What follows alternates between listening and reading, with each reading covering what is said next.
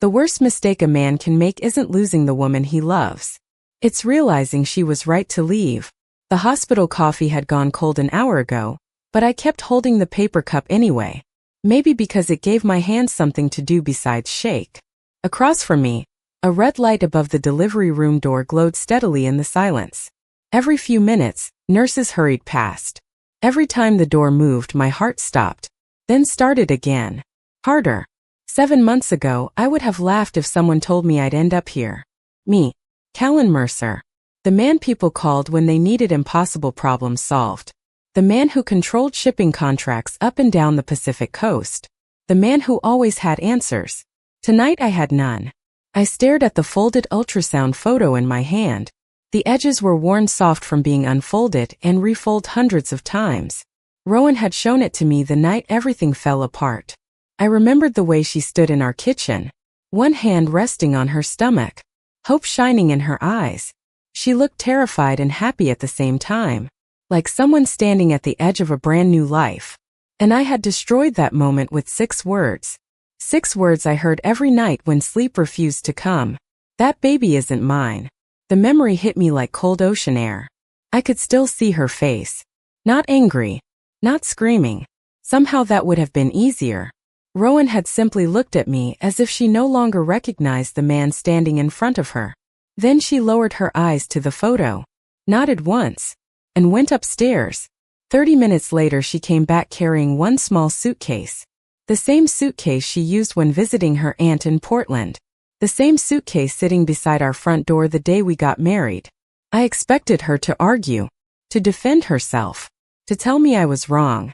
Instead, she quietly pulled on her coat and reached for the doorknob. I should have stopped her. I should have asked one more question. I should have listened. But grief has a strange way of disguising itself as certainty. My father had spent years betraying my mother. Years turning promises into lies. I watched what that did to her. Watched it break her heart. Piece by piece until there was almost nothing left. When anonymous photos appeared on my desk. When messages surfaced. When every piece of evidence pointed toward betrayal, I believed them. Not because they made sense. Because I was afraid they did. Fear is dangerous that way. It convinces you that protecting yourself matters more than protecting the people you love. The delivery room door opened suddenly. I stood so fast coffee splashed onto the floor. A nurse stepped out. My pulse thundered in my ears. "Mr. Mercer?" she asked. I nodded immediately. "How is she?" The nurse offered a professional smile. "They're still working with her. It may take a little longer." Then she disappeared behind another set of doors. I sank back into the plastic chair. Longer. The word echoed inside my chest. Outside the hospital windows, dawn was beginning to paint the sky pale gray. Somewhere beyond those walls, Rowan was fighting through the hardest night of her life. Alone. Just like she had fought through the last 7 months. The thought made my throat tighten. Because the truth was simple. Rowan Hale hadn't needed me to survive. She had already proven that. The real question waiting behind that delivery room door was whether she would ever allow me back into the life I almost destroyed. People like to believe disasters begin with a single dramatic moment. The truth is they usually begin on ordinary mornings when everything feels safe. 7 months earlier, I woke to the smell of fresh coffee and cinnamon rolls drifting through our house overlooking the harbor. The fog rolled in from the Pacific like it always did, softening the edges of the fishing boats below. Rowan was already awake. She stood behind the counter in one of my old gray sweaters, writing something in the weathered order book she carried everywhere. The morning light caught the loose strands of blonde hair that had escaped her ponytail. For a moment I simply watched her. That had become my favorite part of every day. Not the meetings. Not the contracts. Not the endless responsibilities waiting beyond our front door. Just this. Rowan looked up and smiled. The kind of smile that made a room feel warmer. "You are staring again," she said. I walked over and kissed the top of her head. "You married me. You agreed to be stared at." She laughed softly and slid a mug toward me. Looking back now, that laugh feels like something precious I should have protected better. Our marriage was not perfect. No marriage is. Rowan hated how often I worked. I hated how often she carried problems by herself. We argued about small things. Forgotten dinners. Missed appointments. Long nights. But we always found our way back to each other. At least I thought we did. That morning she spent 3 hours at her flower shop preparing arrangements for a charity event. I spent the day reviewing shipping reports and answering calls. Ordinary. Predictable. Safe. The kind of day nobody remembers until it becomes the last normal day before everything changes. Around 6 that evening, Rowan came home carrying takeout containers from a diner near Main Street. She looked exhausted. I remember noticing how pale she seemed. Long day? I asked. She nodded. Long week. Then she smiled again, but something about it looked nervous. Excited. Like she was holding on to a secret. During dinner she kept reaching for her pocket, then pulling her hand away. I noticed. Rowan noticed me noticing. Her smile grew wider. Stop looking at me like that. Like what? Like you are trying to solve a puzzle. I laughed. Maybe I am. She shook her head and changed the subject. Later that night rain tapped softly against the windows while we sat together on the couch. She rested her head against my shoulder. The television played in the background, neither of us paying much attention. It felt peaceful. The kind of peace people assume will always be there. Then her phone buzzed on the coffee table. One message. One notification. One tiny sound. Rowan reached for it quickly. Too quickly. Her expression shifted for less than a second before she locked the screen. Most people would not have noticed. But I did. And somewhere deep inside me a door opened. A small door. A dangerous one. The kind fear walks through before you even realize it has been invited in.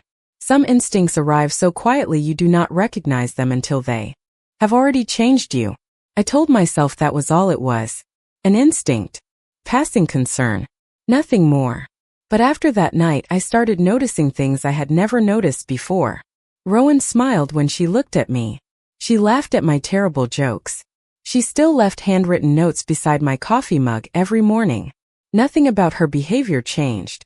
Yet somehow everything felt different. The following week was unusually busy at the harbor. Cargo schedules shifted. Meetings stretched longer than expected. Most people would have been distracted. I should have been distracted. Instead, my mind kept returning to that single notification on Rowan's phone. One moment. One glance. One uneasy feeling I could not shake. Then the first envelope arrived. No return address. No name. Just a plain white envelope sitting on my desk when I arrived at work. I almost threw it away. Almost. Inside were photographs. Rowan standing outside a cafe in Portland. Rowan speaking to a man I had never seen before. Rowan sitting across from him at a table near the window. The images looked innocent enough at first glance. But there was something about the way they were arranged. The angles. The timing. The suggestion hidden between the frames. My stomach tightened. I told myself there had to be an explanation. Rowan visited Portland several times a year to meet flower suppliers. She met hundreds of people. This meant nothing. That should have been the end of it. Then another envelope arrived 3 days later. This one contained printed screenshots of messages. Conversations between Rowan and an unknown number. The language was vague. Carefully vague. Familiar enough to imply closeness. Ambiguous enough to create doubt. I stared at the pages for nearly 20 minutes. Every sentence felt designed to accomplish one thing. Not prove betrayal. Suggest it. That was somehow worse. Because certainty can be challenged. Doubt grows roots. That evening I drove home through heavy rain. The windshield wipers moved back and forth in a steady rhythm. My mother's voice kept surfacing in my memory. The same voice I had not heard in years. The same sadness I remembered from childhood. She used to say, "That betrayal never begins with a confession. It begins with small secrets." I hated that memory. Hated the way it made everything feel connected. When I walked into the house, Rowan was sitting on the living room floor sorting flower invoices. Music played softly from an old radio nearby. She looked up immediately and smiled. "You are home early." I should have smiled back. Instead, I found myself studying her face, searching for answers she did not even know I wanted. Rowan's smile faded slightly. "What is wrong?" "Nothing," I said too quickly. Her eyes narrowed. Rowan knew me better than anyone. She always knew when something was off. "Callan." The way she said my name almost made me tell her everything. Almost made me hand her the envelopes and ask her to explain. But fear had already started whispering in my ear. Fear is patient. Tells you to wait. To gather more proof. To avoid looking foolish. So elite. I kissed her forehead and told her I was tired. That night she fell asleep with her hand resting against my arm. I stayed awake for hours staring into the darkness. Somewhere around 3 in the morning, I finally understood something. I no longer trusted my own thoughts. And that terrified me far more than any envelope ever could. The human mind does strange things when fear and love begin pulling in opposite directions. One tells you to trust. The other tells you to prepare for disappointment. Every day after that felt like living between those two voices. The envelopes kept coming. Not every day. Just often enough to keep the doubt alive. A photograph here. A message there. Tiny pieces of a story that seemed to build themselves without my help. I stopped throwing them away. That was my next mistake. The first mistake was not talking to Rowan. The second was giving strangers more access to my thoughts than my own wife. One afternoon I sat alone in my office overlooking the harbor while rain tapped softly against the windows. Cargo ships moved through the gray water below like shadows. Spread across my desk were copies of photographs and printed messages. I stared at them so long the words began to blur. Then my phone rang. It was my cousin Graham. Family. Trusted family. One of the few people who knew everything about my past. I answered immediately. "You sound exhausted," he said. I laughed without humor. "That obvious? You have been distracted for weeks." I hesitated. Then I told him more than I should have. Not everything. Just enough. When I finished, there was silence on the line. "Maybe you should be careful," Graham finally said. "Careful of what?" "Of believing what you want to believe." The words stayed with me long after the call ended. At the time I thought he meant Rowan. Looking back, I realize he meant something else entirely. That evening I drove to Rowan's flower shop. The bell above the door chimed as I stepped inside. The scent of roses, eucalyptus, and fresh greenery filled the room.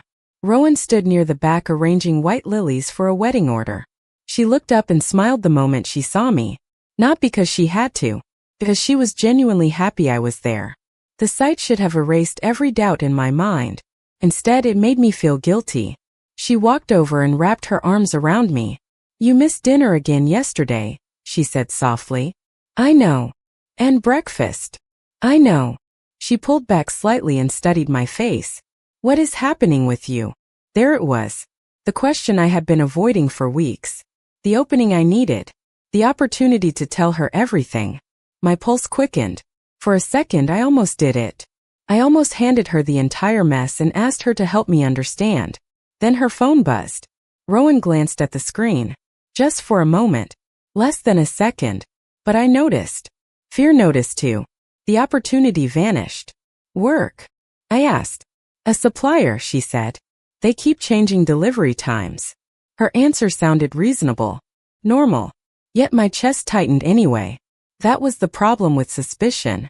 Once it settles inside you, every explanation sounds incomplete. We spent the next hour together arranging flowers for a community fundraiser. Rowan laughed when I accidentally tied a ribbon backward. She teased me about my complete lack of artistic talent.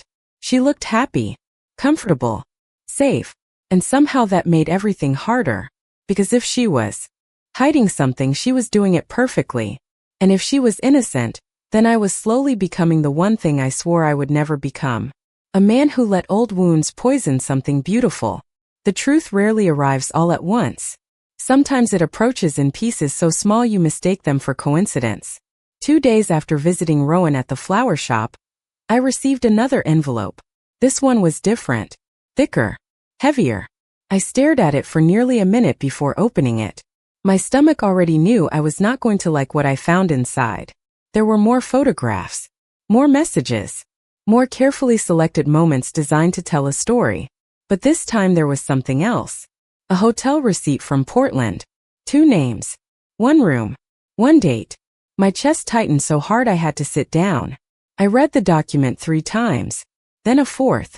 My mind searched desperately for flaws. For mistakes. For reasons to dismiss it.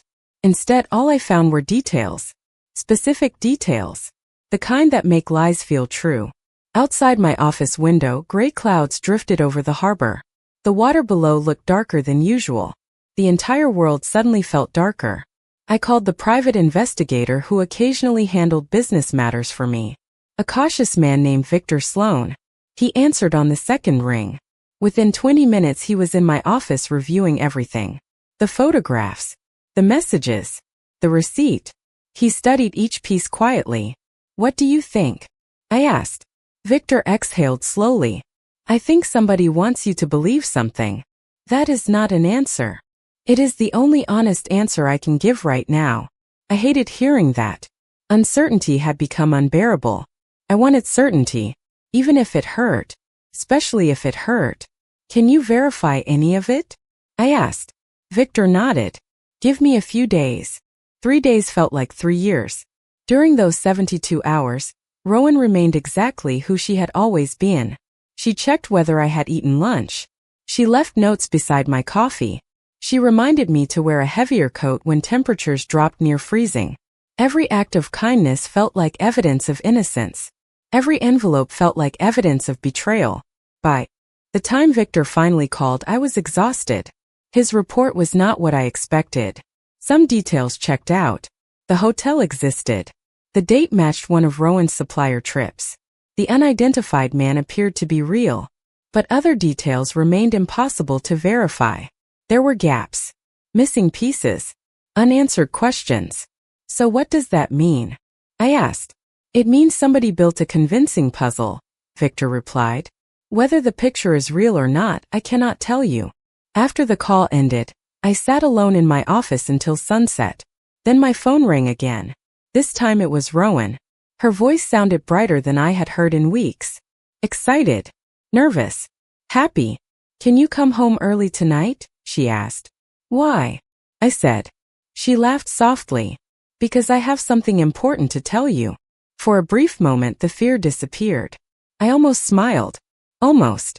But then my eyes drifted toward the stack of photographs still sitting on my desk. And the doubt returned. Quiet. Poisonous. Patient.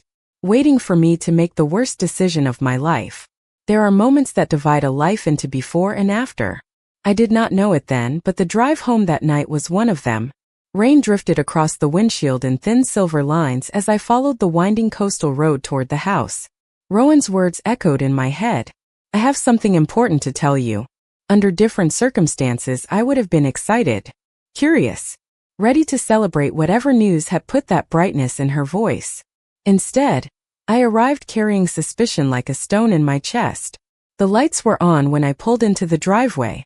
Warm yellow light glowed through the kitchen windows. For a moment I sat in the truck and watched the house. It looked exactly the same as it always had. Safe. Familiar. Home. Then I walked inside and everything changed. Rowan stood in the kitchen holding a small gift bag.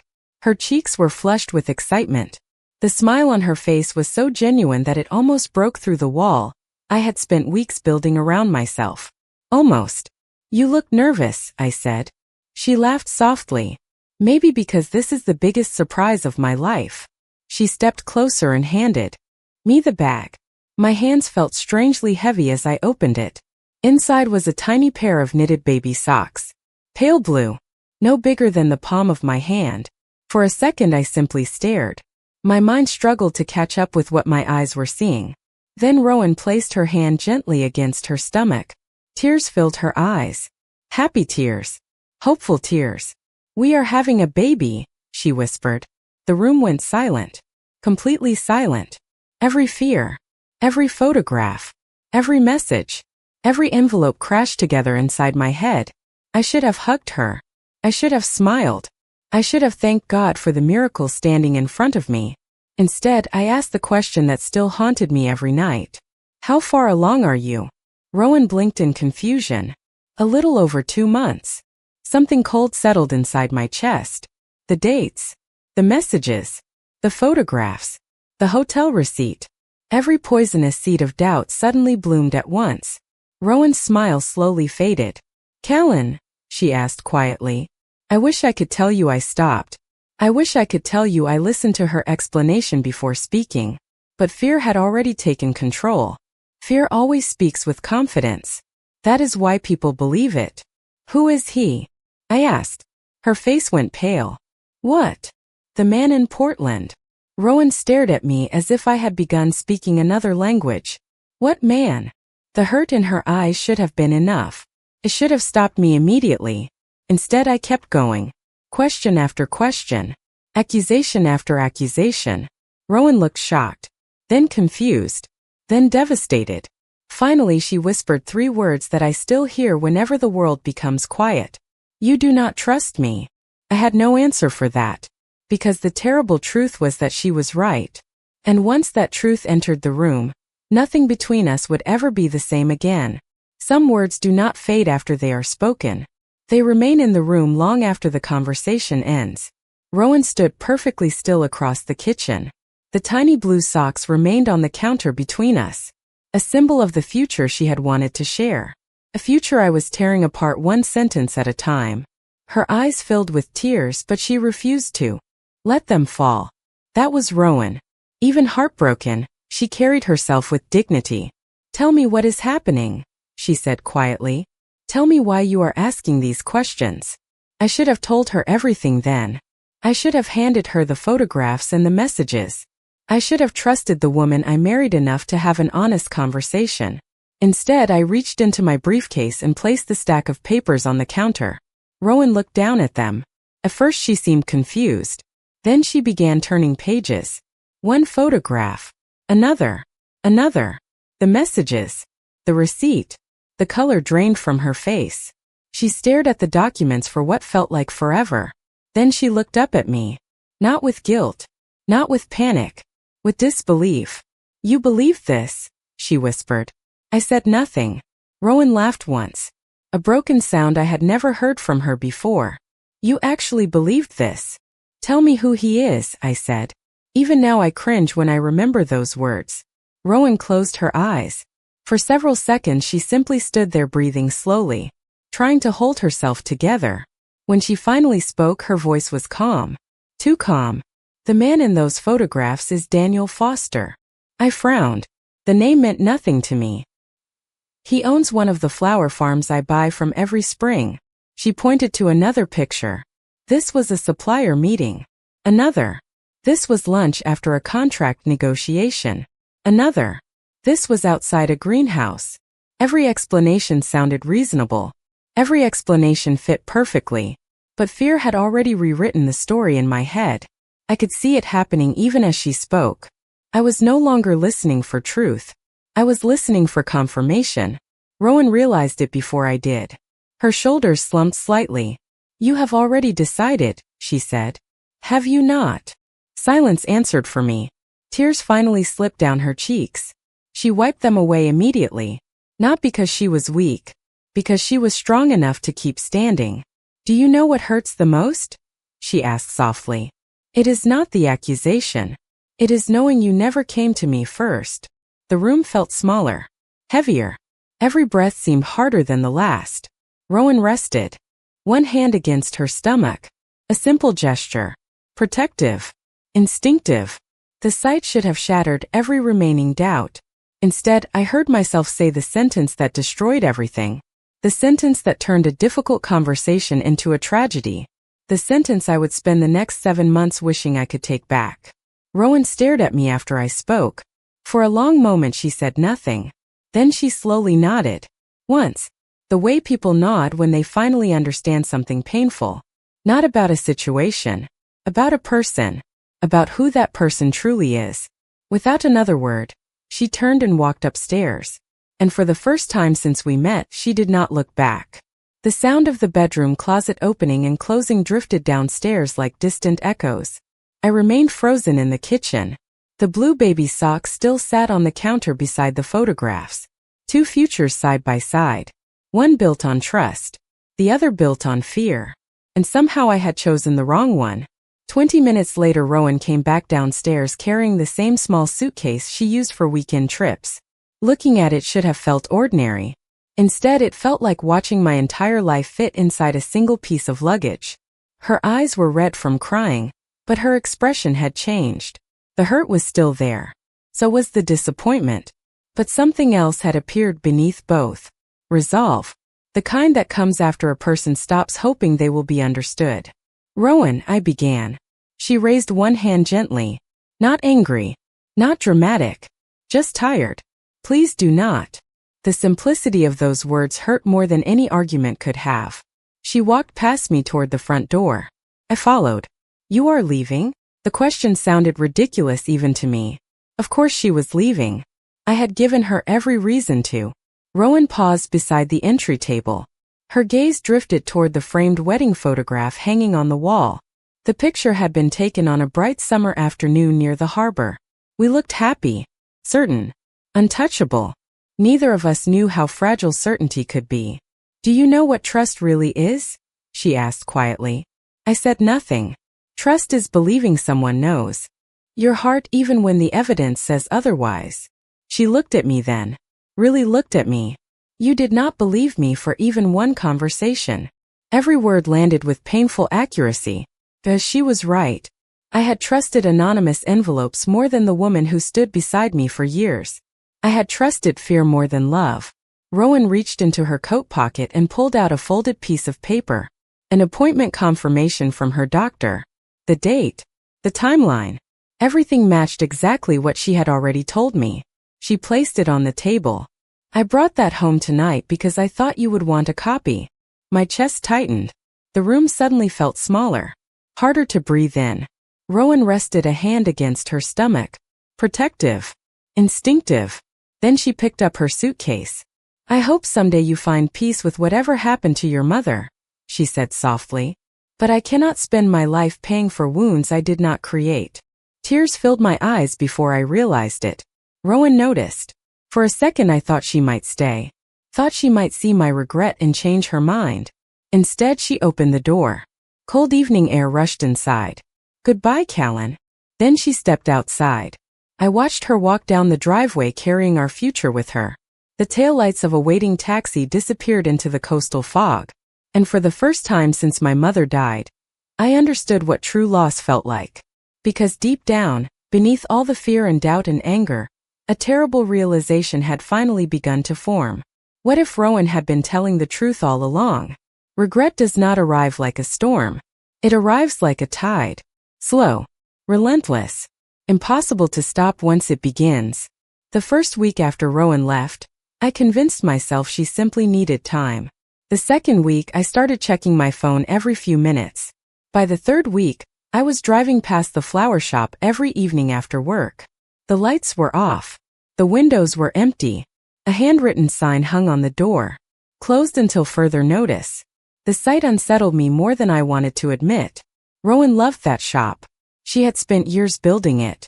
If she had walked away from it, then she had truly walked away from me. I called her phone dozens of times. Every call went to voicemail. I left messages at first. Apologies. Explanations. Promises. Eventually I stopped leaving messages because hearing my own voice began to feel pathetic. A month passed. Then another. The house became unbearable. Her coffee mug still sat beside the sink. Her favorite blanket remained folded on the couch. The old radio she loved sat silent in the corner of the living room. Everywhere I looked, I found evidence of the life we had built together. And evidence of how easily I had destroyed it. Then one rainy Tuesday afternoon, Victor Sloan called unexpectedly. His voice sounded different. Tense. Focused. I think we have a problem, he said. My stomach tightened immediately. What kind of problem? There was a long pause. The photographs. I sat upright in my office chair. What about them? I ran a secondary review through a digital analyst I trust. The silence that followed felt endless. Then Victor spoke the words that changed everything. Some of the images were altered. I stopped breathing. For several seconds I genuinely thought I had misunderstood him. Altered how? My voice barely sounded like my own. Papers shuffled on the other end of the line. Timestamps changed. Metadata manipulated. Portions edited. Whoever created this wanted the photographs to tell a specific story. My pulse thundered in my ears. Every muscle in my body went rigid. Are you telling me they were fake? I am telling you someone worked very hard to make them look real. The room seemed to tilt beneath me. I looked out the office window toward the harbor, but I could no longer see the ships. All I could see was Rowan standing in the kitchen holding those tiny blue baby socks. Rowan explaining who Daniel Foster was. Rowan asking why I had not come to her first. The truth hit harder than any accusation ever could. She had told me the truth. Every single time. And I had chosen fear instead. Who did this? I whispered. Victor exhaled slowly. I am still tracing the source. But I already knew one thing with absolute certainty. None of that mattered. Not yet. Because the person I needed to find was not the one who sent the envelopes. It was the woman I had failed when she needed me most. For the first time in months, I opened the drawer of my desk and pulled out the folded ultrasound picture Rowan had left behind. My hands trembled as I stared at it. Somewhere out there, Rowan was carrying our child. Alone. And for the first time, I understood the full weight of what I had done. Finding Rowan should have been easy. I had resources. Contact. Entire departments dedicated to locating people when necessary. Yet for the first time in my life, every advantage felt useless. Because Rowan was not hiding from the world. She was hiding from me. 3 days after learning the evidence had been manipulated, I drove to Portland myself. Rain fell steadily across the highway as miles disappeared beneath my tires. I carried the ultrasound photo in my jacket pocket the entire way. By then, the image had become more than a photograph. It was a reminder. Proof of what I had nearly thrown away. The flower supplier confirmed Rowan's story immediately. Daniel Foster had been exactly who she claimed he was. A business contact. Nothing more. Every answer I uncovered added another layer of shame. Every conversation revealed how thoroughly I had failed her.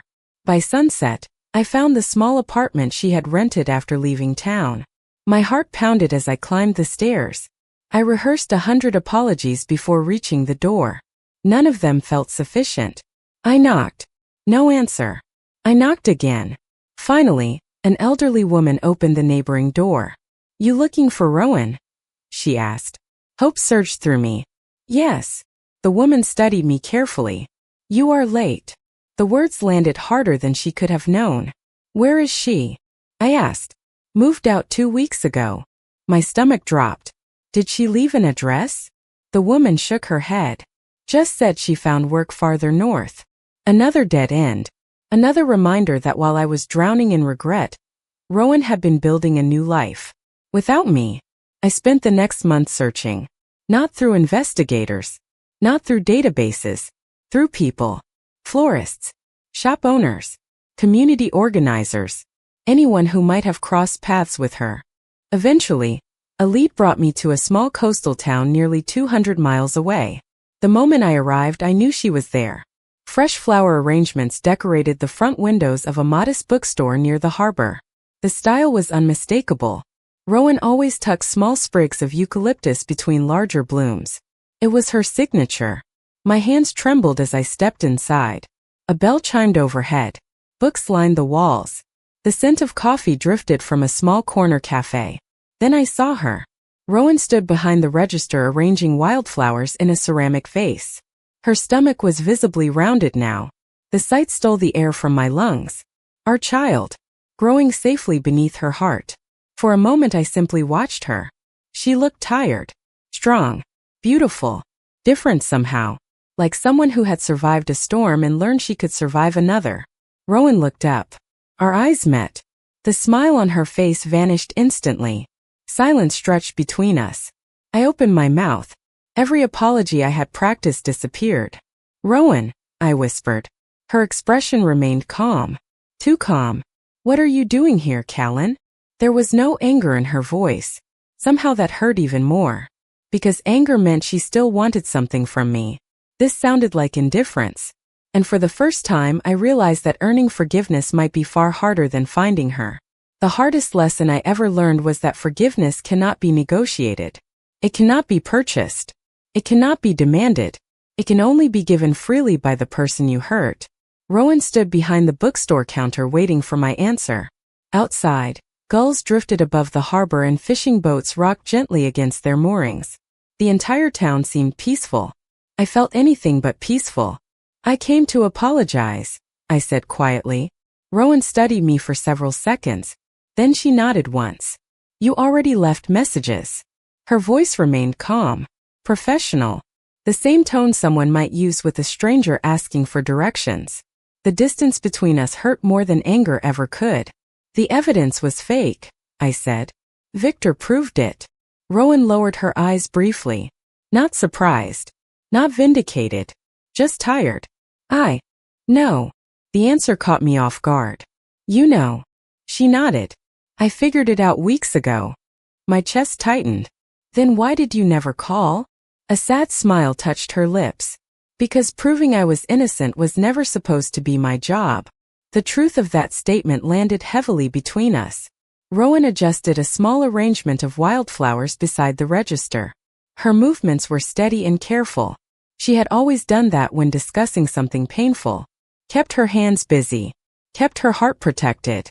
I trusted you, she continued softly. More than anyone. I looked down at the wooden floor.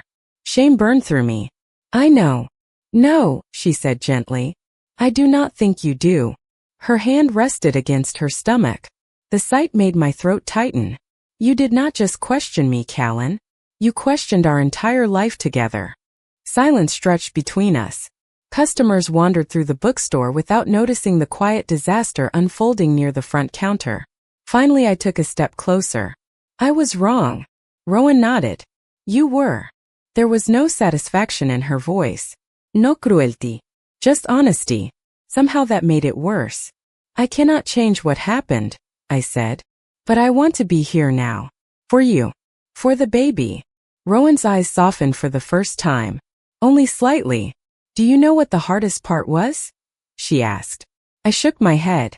Every doctor appointment. Every sleepless night. Every moment I was scared. Her voice trembled. Just once.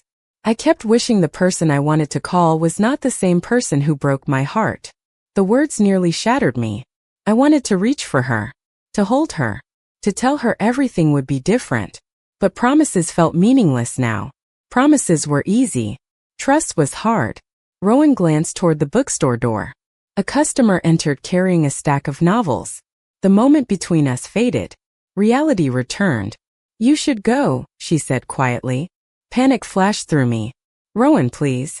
She looked directly into my eyes. I am not asking you to leave because I hate you. Hope flickered briefly. Then she continued. I am asking because I need time to decide whether there is anything left to save. For several seconds, neither of us moved.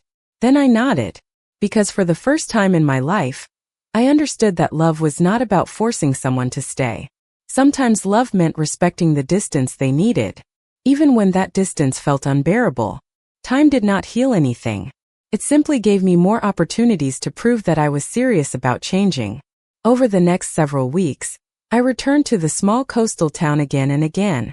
Not to pressure Rowan. Not to demand forgiveness. Just to show up. Sometimes I brought supplies the bookstore needed. Sometimes I repaired things around the property after asking permission from the owner.